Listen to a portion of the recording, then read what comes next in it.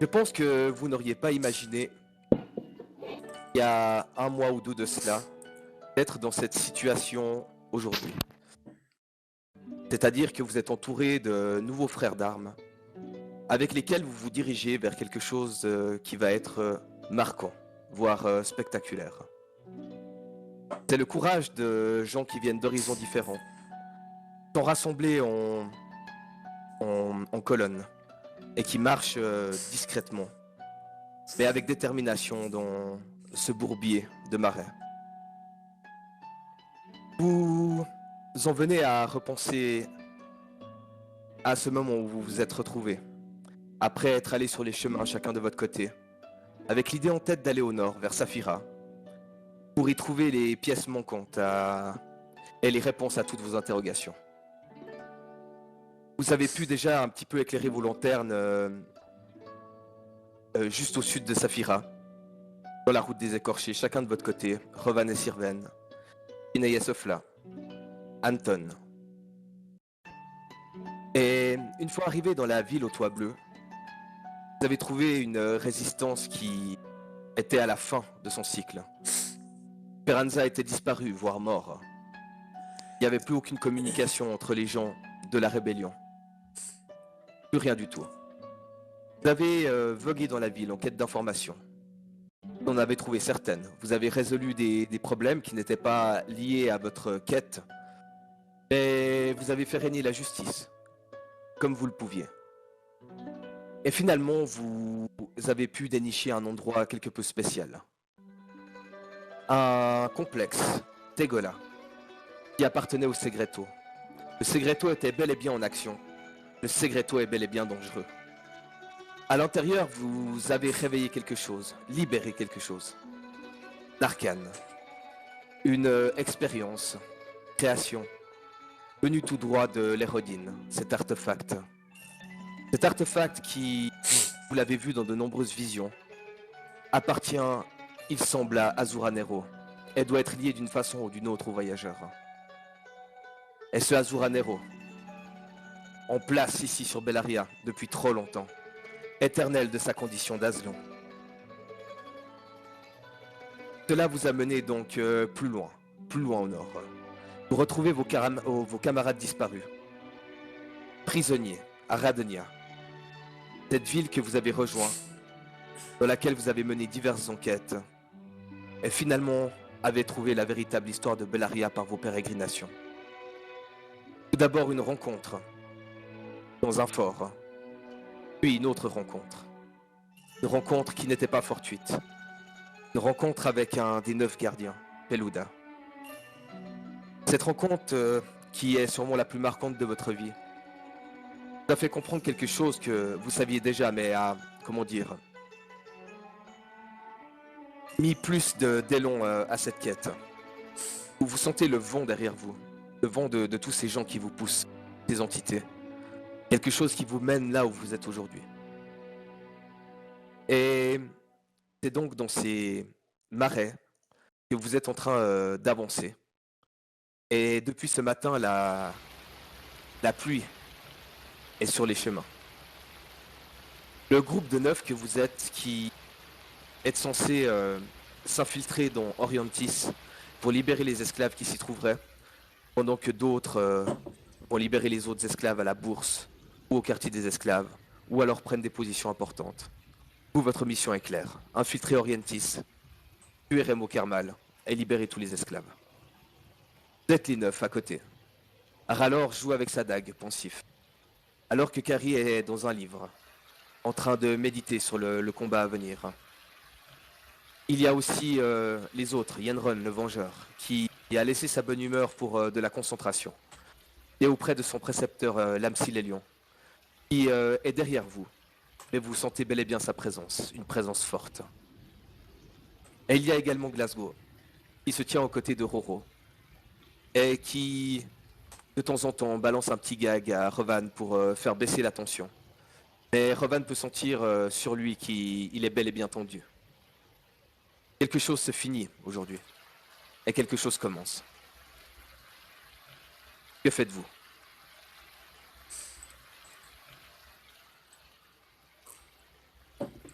Ben, on est en train d'avancer là, non, t'as dit? Exactement, oui. Vous êtes en train d'avancer. Il y a plusieurs bataillons qui se sont formés. Ouais. Vous êtes tous assez proches, mais vous avez moyen de communiquer et vous ne marchez pas tous au même endroit.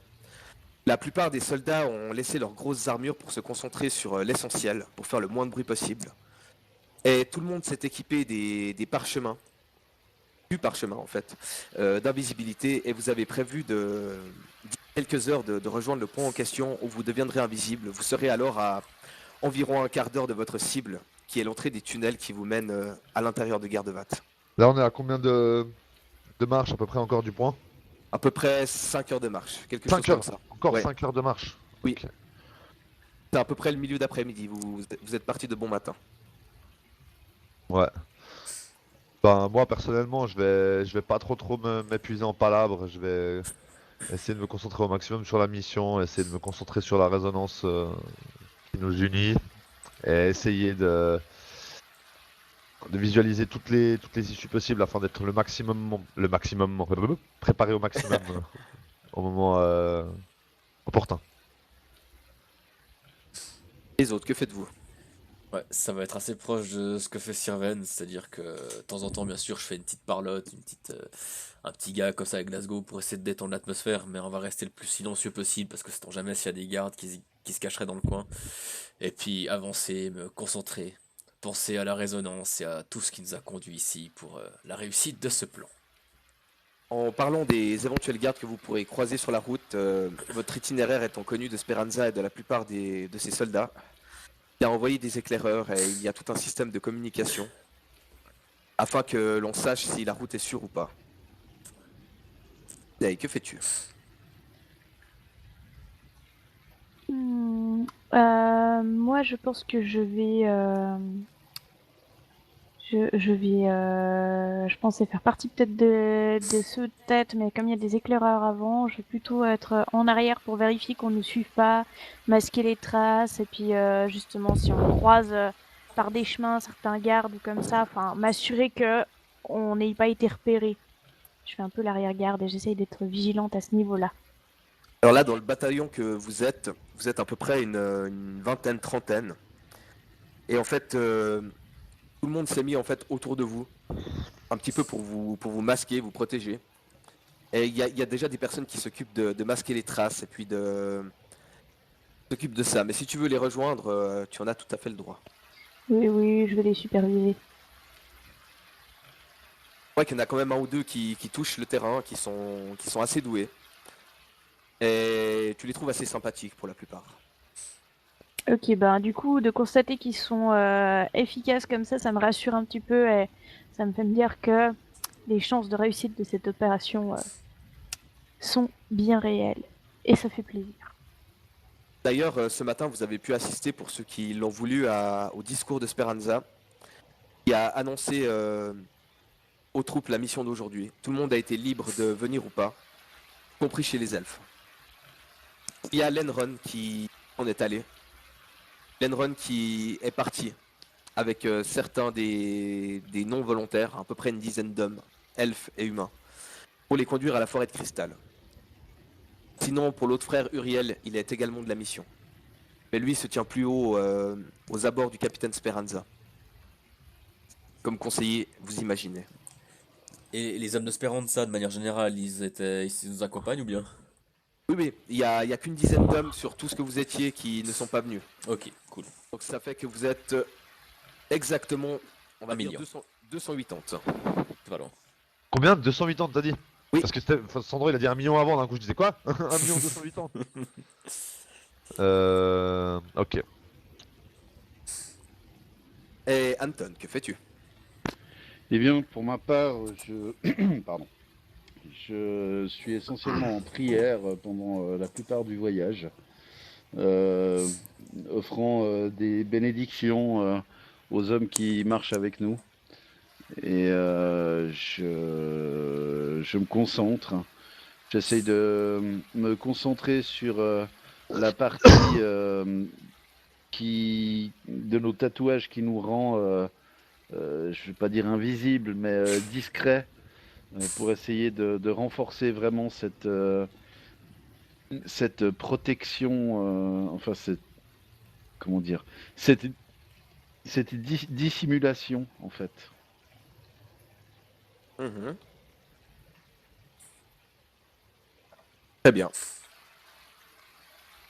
Autre chose? Non.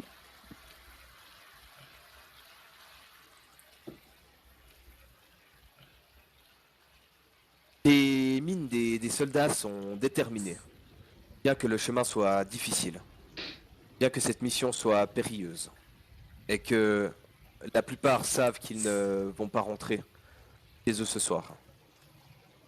Ils vont atteindre le domaine et le trône de Pharasma. C'est forcé. L'attaque qui n'est pas suicide, elle est calculée, mais c'est une mission très dangereuse. Tout le monde le sait.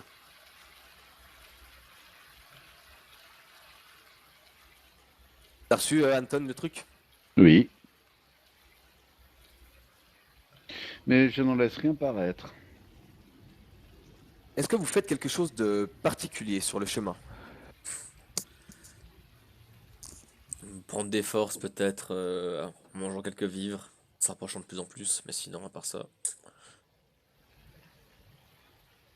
Vous avez pas copieusement déjeuné, mais vous avez bien déjeuné.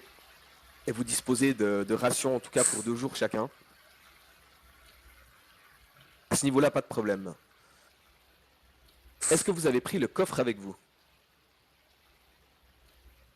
Alors, je pense que le coffre avec tout ce qu'il pouvait contenir, on l'a laissé sur place. On va pas l'avoir pris avec nous.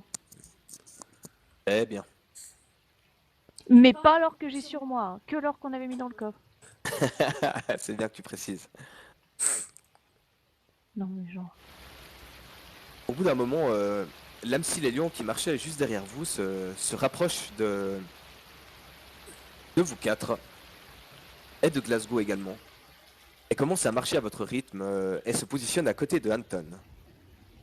Il te domine quand même de par sa taille, Anton, mais il tourne son visage sur la gauche vers toi, et sourit pas, mais te fait comme un signe de tête approbateur pour dire bonjour. Je lui rends son hochement de tête. Je voulais m'entretenir avec vous tous au sujet de Gamelon. Est-ce que vous êtes réceptifs? Oui. Bien sûr. Je ne suis pas rentré dans les détails devant cette assemblée. Mais maintenant que nous avons le temps, je crois que c'est le bon moment pour le faire. Il faut savoir que c'est un personnage étrange. Quelqu'un qui, le savions au royaume de cristal, avait une parcelle de noir en lui. Quelque chose de caché. Nous savions qu'il venait chez nous pour en apprendre plus sur la magie. Car c'est ce qu'il est, un passionné de magie ancienne. Quelqu'un d'extrêmement puissant et d'extrêmement vicieux.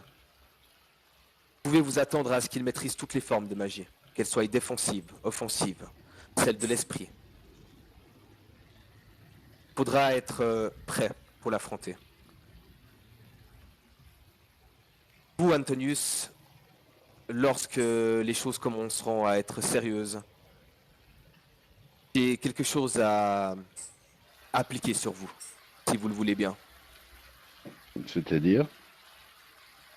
Il s'agit d'un sort. Nous l'appelons sort d'anti-magie. Cela crée une zone qui vous entoure. Et dans celle-ci, aucune magie ne peut pénétrer. Ce qui veut dire que je ne pourrais pas non plus lancer de sort. Si. Pourrez. Bien. Entre parenthèses, c'est un sort de niveau 7. Pourrez. Eh bien, soit. Je peux comprendre que vous étiez le berger et donc le soigneur de ce groupe. C'est effectivement la tâche qui m'a été assignée. Alors si dans le combat nous devrons être séparés, moi-même également un soigneur, essayons, vous et moi, si vous le voulez bien, de nous répartir le champ de bataille. Ça me convient. Et Carrie, qui avait écouté la conversation, s'approche également et elle vous dit la chose suivante. Je serai aussi là pour vous épauler. J'ai prévu quelque chose pour vous, Revan. Oh. J'ai retrouvé un vieux livre de magie. Je me suis penché bien sûr sur les magies de combat, car c'est ce que nous allons faire. Et j'ai trouvé un sort très intéressant. Oh. Et je l'ai préparé pour aujourd'hui. Ok. Il C'est s'agit d'un sort qui vous permettra d'aller plus vite, de courir plus vite, et même d'attaquer 2 fois. magnifique. Restez près de moi au début du combat, je vous l'appliquerai. Très bien. Merci. Nous allons au-delà de Dongé. Je n'ai pas besoin de vous le dire, vous le savez. Mais je compte sur vous pour que nous restions unis, même dans la défaite.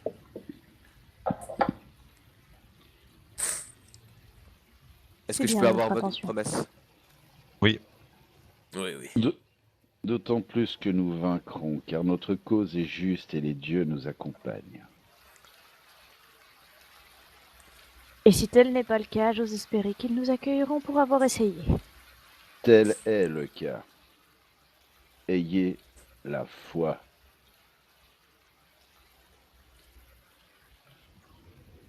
Au moment où tu dis ces paroles, Anton, vous voyez que les troupes ont l'air de s'être stoppées. Et le capitaine Speranza arrive à cheval, près de vous. Bon, nous allons arriver, donc soyez prêts. On se repose ici une dizaine de minutes. Et on sera prêt à y aller. Tout le monde se regroupe à la position nord-est. Dans 10 minutes, soyez prêts. Et vous voyez qu'il s'en va. Tout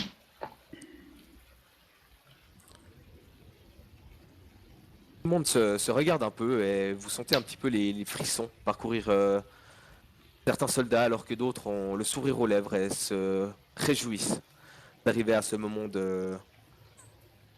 d'explosion. Que faites-vous ces 10 minutes qu'il reste? Exact. Je vais profiter de regarder un peu comment se comportent les soldats, les troupes. Est-ce qu'ils ont l'air anxieux? Est-ce que je peux lire la peur dans leurs yeux? Ou est-ce qu'ils ont l'air déterminés et confiants? Alors la pure peur, t'en trouveras pas. De l'anxiété un petit peu chez certains. Et chez d'autres, ils se réjouissent de combattre. Ok. Point positif. Pour ce qui est des elfes, ils sont plutôt placides. Ok, ça marche. Oh, camarade, je sais pas pour vous, mais j'aime bien me battre. Mais j'avoue que je crains un petit peu ce qui va arriver.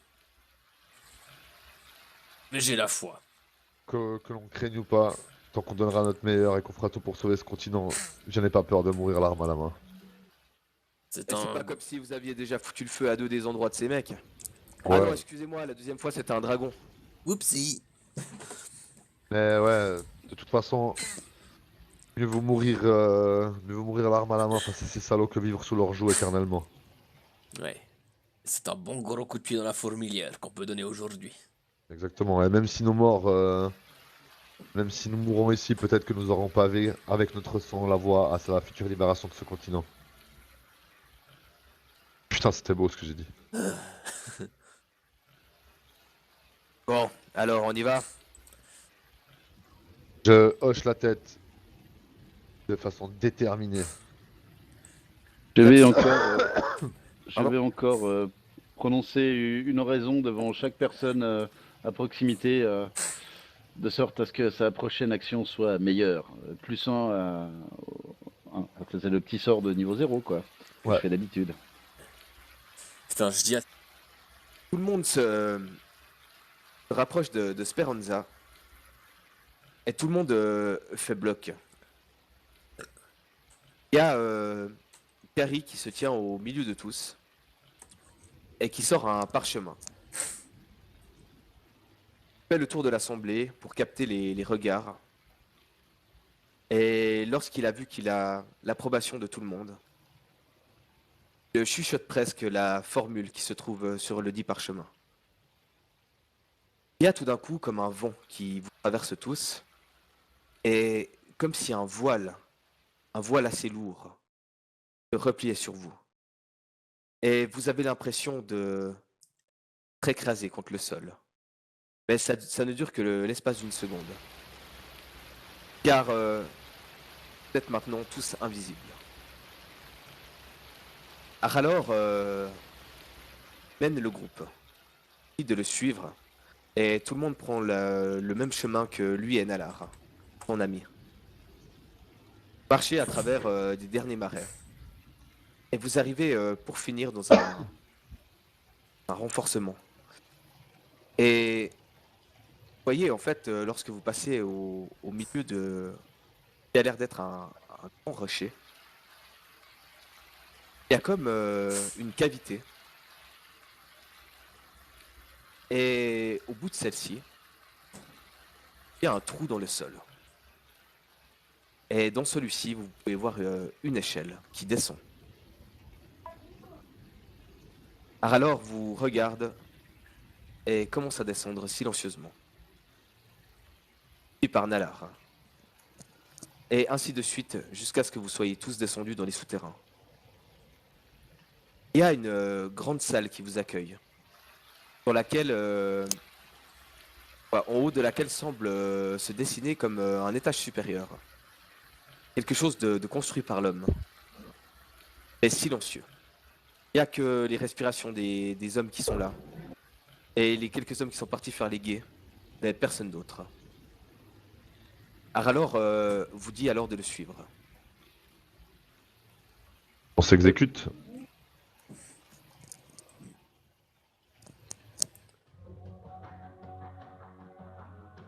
Vous pouvez voir que tout le monde se déploie rapidement. Tout le monde sait ce qu'il a à faire. Et tout le monde était déterminé à aller au bout de ce qui va se passer maintenant. Alors a commencé à trottiner, pour ne pas dire courir, pour gagner un maximum de temps. On dirait qu'il se réjouit de monter là-haut et d'aller régler ses comptes avec le petit Nerora. Pour les autres aussi, la petite anxiété qui pouvait se lire sur certains visages s'est changée en détermination et en sérieux. Et tout le monde commence à courir de plus en plus vite. Passer un long moment dans ces couloirs. Vous voyez qu'il n'y a pas beaucoup d'embranchements et Ralor semble les connaître car il y était passé précédemment. Il connaît la route par cœur et progresse rapidement à travers les échelles, les petits couloirs, les plus grandes pièces. Et au bout d'un moment se stoppe et vous dit la chose suivante. Je pense qu'on va passer en premier. Pour passer le plus inaperçu possible. Vous le voulez bien, on se rapproche des murs d'Orientis. Et on laisse les autres faire ce qu'ils ont à faire. Ça vous va? Parfait. Ça va. Est-ce que vous voulez agir avant ou pendant? Au coup de signal ou avant ça? Coup de signal. Quand tu auras le chaos, c'est le mieux. Alors allons-y. Vous voyez qu'il vous fait un chute. Et que en fait vous avez l'air de vous éloigner des autres troupes. Car vous partez un petit peu en avance. Sorti. Et vous êtes arrivé car la nuit vient de tomber dans une rue qui n'est pas déserte, mais où il y a peu de monde. Vous pouvez apercevoir bien sûr les gardes qui sont comme d'habitude aux endroits stratégiques, c'est-à-dire à l'entrée des ponts. Et vous pouvez voir d'où vous êtes car la vue est dégagée sur les murs d'Orientis que des patrouilles ont l'air de tourner également autour de la demeure. Vous êtes bien sûr un peu écarté et bientôt vous entendez le bruit des troupes qui commencent à monter au pas de course. Que faites-vous? Quelle distance depuis où nous sommes jusqu'au tour du château d'Abnor? Alors le château d'Abnor, ça fait 400 mètres. D'accord, ok. Alors attends, je vais juste calculer combien de temps je vais mettre pour y aller et pour revenir. Je fais du 9 mètres par tour, 400 divisé par 9, ça fait 40... Non, ouais, je peux faire... En sachant que tu peux voler. 40... Ouais, juste... Ah oui, ouais, bah justement, c'est en volant. Tu fais pas de 12 en volant, toi? Non. Non, je crois pas. Je vais vérifier, mais je ne crois pas. Que moi, je crois que c'est 12 quand je vole. Angel Wings, fly of 30 feet. Donc Ah en non, fait, putain. c'est 10. Ah, moi j'ai 18 mètres. Et 12 si je porte une armure lourde. Ok. Donc en fait, c'est 10 mètres. Donc 40... 40... Non, ça fait pas 40 rounds pour aller, 40 rounds pour revenir. Et... Peut-être pas en round de combat là, hein, si jamais. Ouais. Non, mais je pense qu'à partir du moment où j'aurai lancé le signal, les combats vont commencer, tu vois. Oui. Donc, est-ce qu'il y a non loin, enfin entre nous et les remparts, est-ce qu'il y a un endroit non loin des remparts où on peut se dissimuler relativement facilement pour laisser passer les gardes pour grimper? Oui. Surtout dans la pénombre, c'est assez facile. Bah, on est invisible, on a la pénombre avec nous. Si on se colle contre les remparts, ça te fait beaucoup moins de trajets à parcourir, toi. Oui, mais si on peut en rajouter, tu vois, ça peut... Oui. Enfin, tant qu'on peut rajouter de la discrétion, c'est pas mauvais, quoi. Non mais vous voulez faire quoi en fait, Antonius? Bah, donner le signal, c'était à moi de le faire. Bah écoutez, je vois le château, on y va ensemble. Pardon. Pose la main sur toi et vous voyez Anton et Carrie disparaître. Ok. Et on réapparaît où? Sur le château d'Abnor. Ok. Le mec il a le Shunkanido quoi.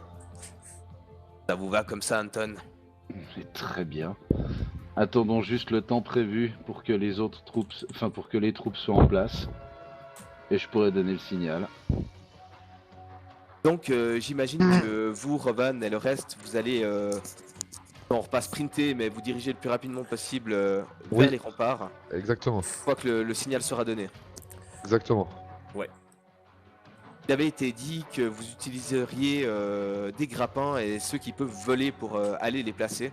C'est toujours le plan. C'était même des échelles de cordes que j'avais conseillé de faire fabriquer pour que ce soit plus facile que des simples cordes. Moi en tout cas je vais pas voler, je vais pas utiliser un sort de niveau 3 pour ça. Alors tu... Lance-moi un des 20, Fred.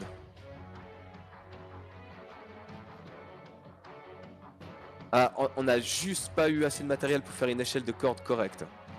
Par contre, tu as toute la corde que tu veux à disposition. Bon. Vous avez aussi du matériel de grimpe. Ouais, si on fait ça vite fait, bien fait, il y a moyen de faire ça assez rapidement, je pense. Vous pouvez sentir, vous autres, les troupes passer de plus en plus autour de vous. Vous ne les voyez pas, bien sûr. Nickel. Donc vous voyez défiler les troupes. Certaines partent vers le sud, en direction du quartier des esclaves. D'autres vont vers les zones centrales. Certains se positionnent des petits groupes de 10, comme décidé, près des ponts, prêts à attaquer les gardes de chaque côté, les prendre en tenaille. Certains progressent même dans les marais, cette eau qui n'est pas si profonde que ça, à certains endroits, mais très crasseuse cependant. Et tout le monde se déploie. Et bientôt, tout le monde vient à être prêt. Et dès que tout le monde est prêt, je vais. Est-ce qu'il y a des paratonnerres en haut des flèches? Non. Est-ce qu'il y a genre une girouette, une gargouille ou un truc comme Oui, ça en il y haut a- d'une de ces... Il y a comme des pointes sur chaque tour. Ok. Des paratonnerres donc en fait. Je touche l'un de ceux-là et je lance mon aptitude magique Daylight dessus, qui permet donc d'émettre une lumière comme la lumière du jour, la pleine lumière du jour dans un rayon de 20 mètres. Et une lumière un peu plus diminuée dans 20 mètres supplémentaires. Et ce pour une durée de 100 minutes. Tu vois Carrie à côté de toi qui fait la même, mais lui il fait partir comme des cristaux de feu dans l'air. Il semble un peu se dissoudre et il y a comme une poudre en fait qui commence à recouvrir tous les abords du château et un peu plus vers Centralis et Orientis. Et soudain le ciel se met comme à être illuminé par le feu. Mais ça ne fait pas de dégâts. C'est simplement quelque chose d'hyper lumineux. Je mets à ta lumière, Anton. Et c'est là que vous entendez que les combats commencent. Je me retourne vers Carrie et je lui fais allons-y. Le touche récite une petite formule et vous vous retrouvez avec les autres. Bon, Ok, je prends un des grappins avec une des cordes à nœuds et puis je vais m'envoler pour aller l'accrocher. J'en prends deux en fait, une dans chaque main. Et puis dès qu'il y a un espace entre deux patrouilles, je vais je vais voler en haut du mur pour aller accrocher les deux cordes avec les deux grappins. que tu vois directement quand tu arrives en haut du mur, Anton, tu ne peux pas ne pas le voir. Il y a comme tout un dispositif de garde qui se trouve autour de la demeure de Remo Carmal. Car d'où tu es, tu la survoles. Et tu peux sentir également de la magie venir de l'intérieur des murs. Tu as De l'impression que tu l'intérieur des murs de la maison ou bien de l'intérieur des murs d'enceinte? es d'enceinte, mais tu as l'impression que c'est un peu plus loin de ta position. Ça pourrait venir plutôt du centre de l'enceinte. Tu n'as pas directement surgi dedans lorsque tu es arrivé au sommet du mur. Ok. Les grappins sont fixés. Parfait. Je fais signe aux autres que les grappins sont fixés et puis je fais le paix depuis le haut pour voir pour prévenir les autres quand ils peuvent monter, qu'il n'y a pas de garde à proximité directe. Tout le monde grimpe et vous vous retrouvez les 9 sur le mur d'enceinte à contempler donc Pas besoin de jet. Orientis.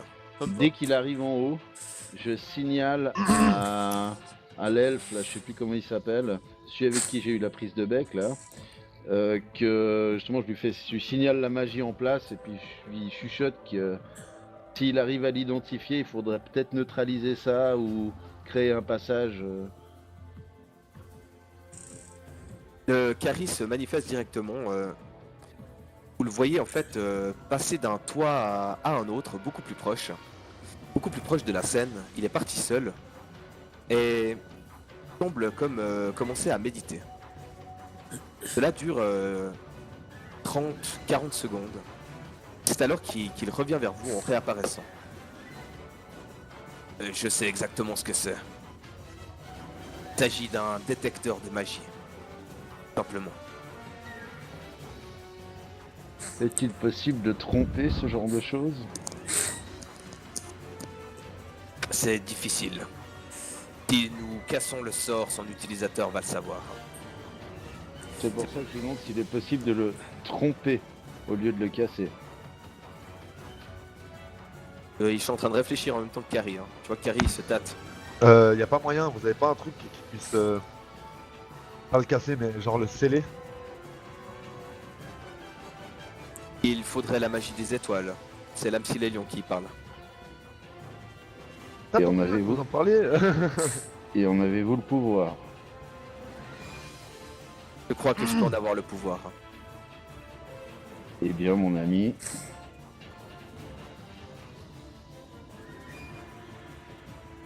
Il s'agit donc d'un mur détecteur. Il faudra nous rapprocher de celui-ci.